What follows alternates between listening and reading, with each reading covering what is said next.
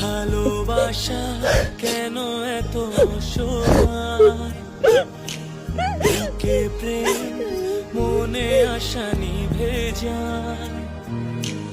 ভালোবাসা আরে ও আমার আল্লাহ, কেমন কইরা ভুইলা থাকে বেঈমান প্রিয়তমা।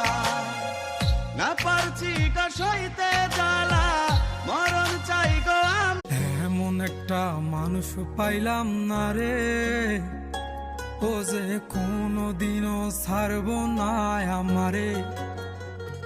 আহা এমন একটা বান্ধব পাইলাম না।